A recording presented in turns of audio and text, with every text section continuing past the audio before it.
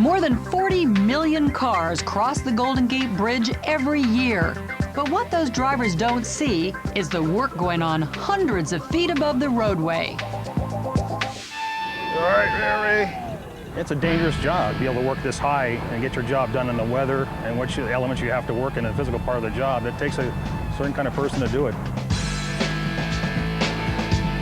59 painters and iron workers constantly repair the structure. Many of them have had experience working on high-rises.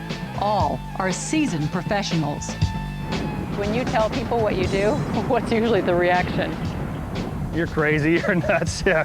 How can you do that every day, or what do you, and aren't you scared of heights, or whatever. How do you work out there and get anything done? Heights just never bothered you? No, never bothered me. Didn't it unnerve you a little bit the first day you came out here and started walking up there? First time you work on a bridge, sure, you're gonna feel a little bit of that, I mean, you respect it. When you're up that high, you have a respect for height, and that's what you work with.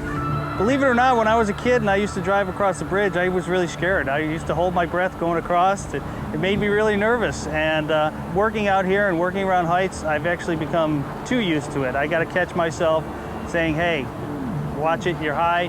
You got to make sure you're tied off. Make sure you're being safe, because you actually get really used to it, and that's not a good thing. When you see the towers looming 65 stories above the bay, it's hard to believe that anyone gets used to going up there. Access to the towers is tightly restricted.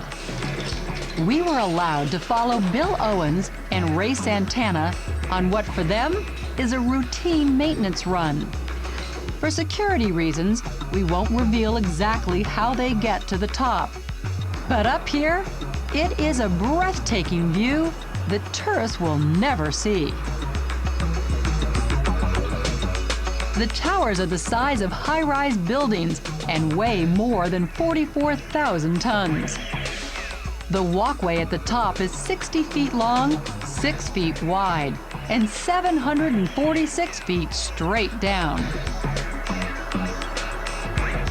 This steel grating is the only thing between the workers and the water below. Up here, their gear is their lifeline. Strong enough to catch them if they slip and fall, a full body harness is standard equipment anytime they're working more than 6 feet off the ground.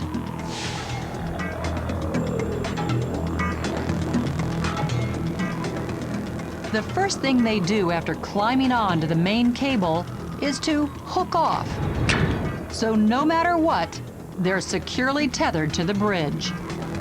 We've got harnesses, we've got snap hooks, we've got all sorts of gear, such that we're not necessarily totally out of harm's way, but we're into risk management these days. 2 spots right there with no non-skid on it. It's a little bit slick. The main cable is about 3.5 feet in diameter, and it isn't as steady as it looks. First time I took a walk on the main cable, I was shaking. I'm just looking down and there's nothing below you, and the bridge is constantly moving. So that main cable is just moving up and down, and logging trucks especially shake the bridge. They go over and you rattle, and the whole thing moves, and you're going, wow. It really is one step at a time. This is what they see. Well, you have to keep your bearing, and you have to maintain a certain confidence that knowing full well what your next step's going to be, you can't let fear overcome you. You just can't do it.